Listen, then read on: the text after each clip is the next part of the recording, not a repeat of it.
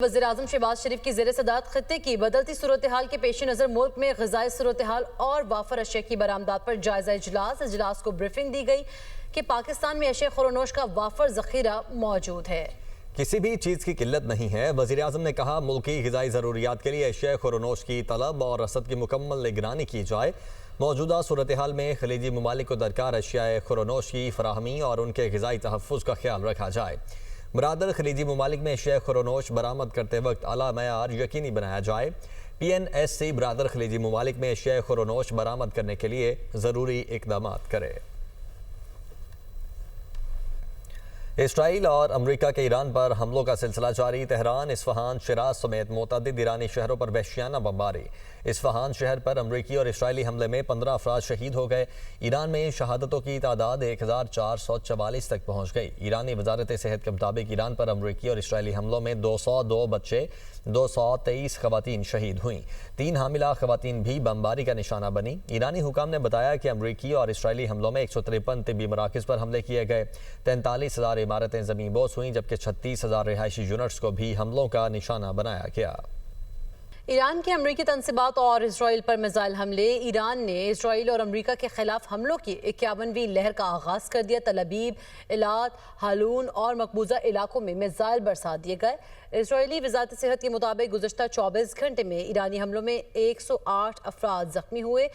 मुतादद की हालत तशवीशनाक है। ज़ख्मियों को अस्पताल मुंतकिल कर दिया गया। 28 फरवरी से जारी जंग में ईरानी हमलों से 14 यहूदी हलाक, 3195 ज़ख्मी, 81 शदीद चोटों के सबब तशवीशनाक हालत में है। उधर अबूधाबी में सनती कॉम्प्लेक्स में ड्रोन हमले के बाद आग लग गई। कुवैत के बैनुल-अक़वामी हवाई अड्डे के रडार सिस्टम पर भी ड्रोन हमला किया गया।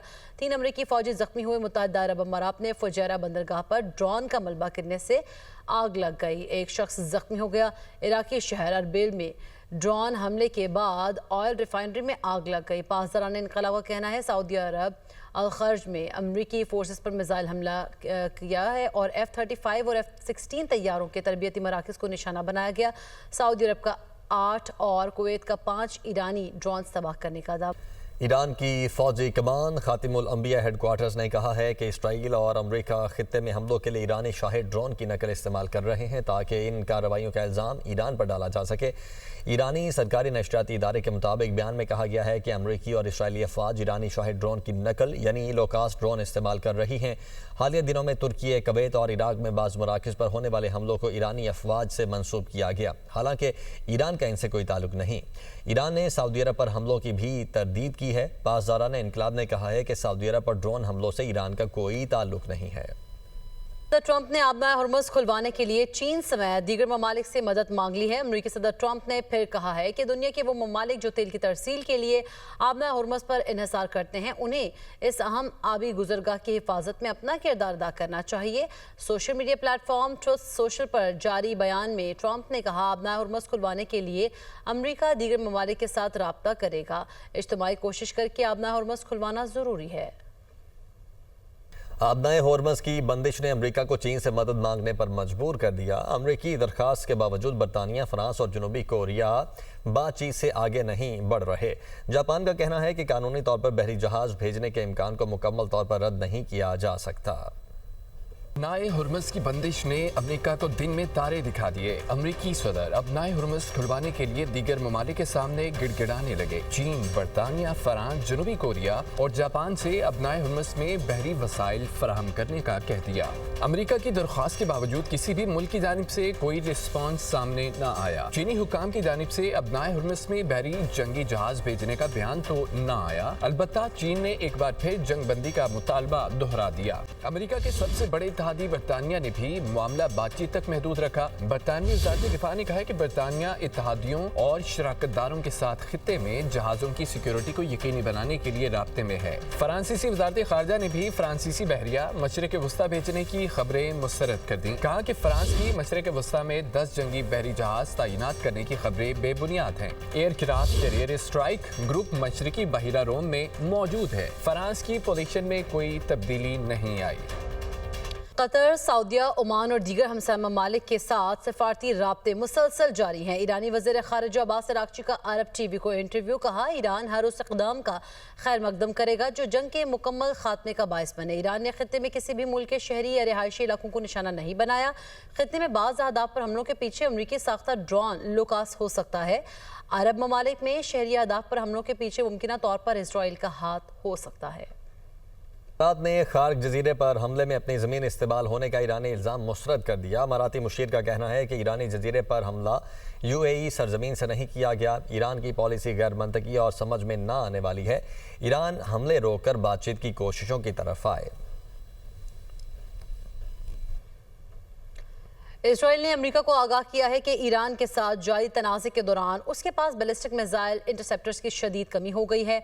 अमेरिकी वेबसाइट ने नाम जाहिर न करने वाले अमेरिकी एहलकारों के हवाले से ये मालूमात दी हैं। रिपोर्ट में ये कहा गया है कि अमेरिका को महीनों से इसराइल की महदूद सलाहियत का इल्म था, ताहम अमेरिका के अपने इंटरसेप्टर्स की तादाद में कोई कमी नहीं आई है। कराची में सक्कर के लाखा रोड स्टेशन पर मालगाड़ी और शालीमार एक्सप्रेस में तसादुम हुआ। शालीमार एक्सप्रेस लूप लाइन में खड़ी मालगाड़ी से जा टकराई। हादिसा मुमकिना तौर पर पॉइंट या कांटे के मसले के बायस पेश आया। तसादुम के बावजूद ट्रेन का ड्राइवर और असिस्टेंट ड्राइवर महफूज रहे। खुशकिस्मती से हादिसे में किसी जानी नुकसान की इतला नहीं मिली। गार्ड को बोगी से काफ़ी मुश्किल के बाद बाहर निकाल लिया गया है। हादिसे के नतीजे में इंजन और बोगियों को शदीद नुकसान पहुंचा है और रेलवे हुकाम ने वाक़े का नोटिस लेकर इंक्वायरी का आगाज़ कर दिया है। Welcome back. अफगान तालिबान और फितना खवारिज के खिलाफ मौसर कार्रवाइयाँ जारी। सिक्योरिटी ज़राए के मुताबिक पाक फौज ने चित्राल में मुलाहिका सरहद पर अफगान तालिबान की बादानी पोस्ट को निशाना बनाया। बादानी पोस्ट को मुख्तलिफ ज़मीनी हथियारों और क्वाडकॉप्टर्स के जरिए मुकम्मल तबाह किया गया। अफगान तालिबान और फितना खवारिज को हर महाज पर भरपूर पसपाई का सामना है। ऑपरेशन गज़ब दिल हक अहदाफ के हुसूल तक जारी रहेगा।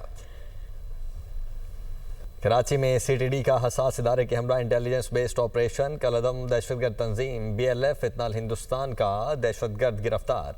तर्जुमान CTD के मुताबिक गिरफ्तार दहशतगर्द अमजद के कब्जे से असलहा बरामद। गिरफ्तार मुलजिम का ताल्लुक बलोच लिबरेशन फ्रंट से है। कलदम तंजीम के ताने बाने पड़ोसी मुल्क से मिलते हैं। गिरफ्तार मुलजिम ने एतराफ़ करते हुए कहा है, पड़ोसी मुल्क से टारगेट मिलने पर दहशतगर्दी की कार्रवाई करते हैं। तर्जुमान CTD के मुताबिक गिरफ्तार मुलजिम ने 2022 में पड़ोसी मुल्क जाकर ट्रेनिंग हासिल की। ट्रेनिंग में दहशतगर्द शरपसंदों की सहूलतकारी, असलहा चलाने और IED लगाना शामिल है। गिरफ्तार मुलजिम जाफर एक्सप्रेस हमले में हलाक होने वाले मुलजिम जफर का साथी और भांजा है। ईद उल फितर करीब आते ही बाजारों में गहमा गहमी उरूज पर पहुंच गई है। छुट्टी के रोज शहरी बड़ी तादाद में शॉपिंग करने निकले हैं। खवातीन और बच्चों के कपड़ों और जूतों की दुकानों पर सबसे ज्यादा रश देखने में आ रहा है। मुख्तलिफ शहरों में मार्केट्स की क्या सूरत हाल है और वहां पर कितना रश है, किस तरह की तैयारियां की जा रही हैं, जानेंगे अपने नुमाइंदगान से। रावलपिंडी के सदर बाजार से हमें ज्वाइन कर रही हैं हरीम जदून। कराची से मौजूद हैं हमारे साथ सालिक शाह, जबकि लाहौर के इशरा बाजार की सूरत हाल के बारे में आगाह करेंगी सामिया। तो सबसे पहले हम रुख करेंगे लाहौर ही का। सामिया, बताइएगा लाहौर ये छुट्टी के दिन किस तरह से बाजारों का रुख कर रहे हैं, किस तरह से खवातीन का रश देख रही हैं? आज बिल्कुल अगर बात की जाए तो लाहौर की मार्केटों में है जो इस वक्त रश जो है वो बढ़ चुका है, क्योंकि शहर लाहौर का मौसम आज खुशगवार है। सुबह से ही ठंडी ठंडी हवाएं जो हैं वो बाहर चल रही हैं, वक्फे वक्फे से बारिश भी हो रही है, तो मौसम खुशगवार होने का फ़ायदा उठाते हुए ये देखा जा रहा है कि फैमिलीज़ ने जो है वो बाज़ारों का रुख कर लिया है और यहाँ पर जो है वो खूब शॉपिंग करती हुई दिखाई दे रही है। इचरा बाज़ार में भी जो है वो रश लगा हुआ है। हर दुकान पर, चाहे वो कपड़ों की हो, जूतों की हो, ज्वेलरी की हो, हर दुकान पर ही जो है वो हमें रश दिखाई दे रहा है। जबकि बाज़ दुकानदार ने तो यहाँ पर जो है वो सेल का बोर्ड भी लगा दिया है। ताहम खवातीन का यही कहना है कि ईद का जोड़ा तो फाइनल हो गया है, लेकिन अब झुमके और कश्मीरी चूड़ियों की तलाश में है। जबकि अगर नन्हे बच्चों की बात करें तो वो भी किसी से पीछे नहीं है। आज छुट्टी का दिन है तो आज बाजारों में जो है वो गहमा गहमी ज्यादा देखने में आ रही है। खवातीन की तो ईद की शॉपिंग चांद रात तक भी कंप्लीट नहीं होती, मगर अब वक्त कम है और मुकाबला सख्त है। तो ये देखा जा रहा है खवातीन जो है वो अपनी शॉपिंग कंप्लीट कर रही है। अपने लिए जो है वो रेडीमेड रंग बिरंगे मलबूसात ले रही हैं, मैचिंग खुद से, और साथ ही साथ जो है वो झुमके भी पसंद करती हुई दिखाई दे रही हैं। यकीनन झुमके और आपने भी पहने हुए हैं, वो भी हमें स्क्रीन पर नजर तो आ रहे हैं। हरीम, आपकी जानी बातें हैं, ये बताइएगा यहाँ पर क्या समा है? और जिस तरह से सामिया बात कर रही हैं कश्मीरी चूड़ियों की, लाहौर में तो आजकल इनका काफ़ी चर्चा है, तो क्या रावलपिंडी और इस्लामाबाद में भी इनका काफ़ी चर्चा है?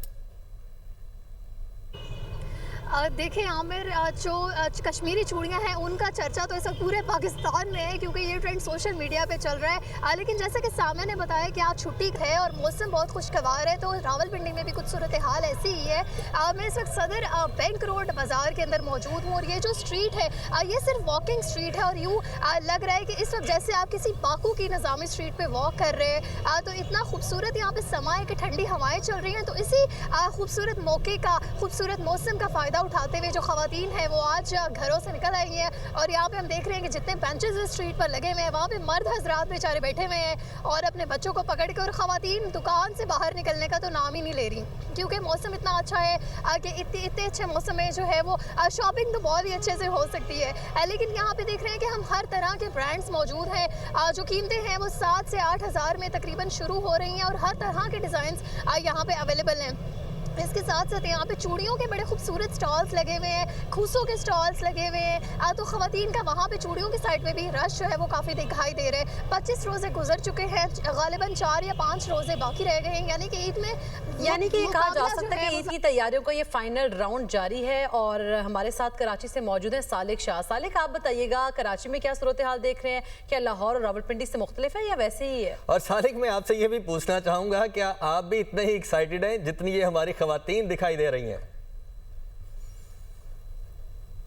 जी, हमें तो रोज़े जो हमारी जो हालत की उसके बाद तो हम कोई कोना ढूंढ रहे हैं कि जहाँ पे कराची की इस गर्मी से बचा जा सके, क्योंकि आज कराची में गर्मी की शिद्दत काफ़ी है। लेकिन ख़वातीन हैं, उनको मौसम शॉपिंग से नहीं रोक सकता। हमें इस वक्त कराची की जो मुख्तलिफ मार्केट है वहाँ पर ख़वातीन और बच्चों की बहुत बड़ी तादाद नज़र आ रही है, क्योंकि आज आखिरी इतवार है ईद से पहले का। और आज के दिन जो ख़वातीन अपने हस्बैंड्स को जो लेकर आई हैं शॉपिंग करने का जो मिशन था उनको पूरा करने के लिए यहाँ पर आई हैं। यहाँ पर हमें नज़र आ रहा है यहाँ पर ख़वातीन और बच्चों की अभी बहुत बड़ी तादाद। सुबह के वक्त में यहाँ पर इतनी गहमा गहमी नहीं थी, लेकिन दोपहर के बाद से 12-1 बजे के बाद से जब ख़वातीन और बच्चों ने यहाँ पर शॉपिंग सेंटर का रुख करना शुरू किया है, जहाँ पर ख़वातीन अपने मलबूसात, उसके साथ जूतों के दूसरी शॉपिंग कर रही हैं, जबकि उसके साथ बच्चों के जो शूज़ और कपड़ों की ख़रीदारी भी यहाँ पर जो है काफ़ी ज़ोर शोर से जारी है। शहर की मुख्तलिफ मार्केटों में अब आहिस्ता आहिस्ता रस बढ़ना शुरू हुआ है, क्योंकि आज आखिरी इतवार है, ईद से पहले का बताया जा रहा है, क्योंकि उसके बाद वर्किंग डेज, उसके बाद फिर फ्राइडे ऑनवर्ड जो छुट्टियाँ होंगी। लेकिन ख़वातीन ने आज अपने हस्बैंड्स को सोते हुए उठा के लेकर आई शॉपिंग के लिए कि ताकि आज अपने शॉपिंग का मिशन जो मुकम्मल कर सके। लेकिन बहुत सारी ख़वातीन और मर्दों से हमारी उनकी ये बात उनको ये कहना है कि सिलसिला लगता है शॉपिंग का ये सिलसिला जारी है। सालिक, आप हमारे साथ मौजूद थे। रावलपिंडी से हरीम और लाहौर से सामिया, आपने हमें रिपोर्ट किया। आप सबका बहुत शुक्रिया।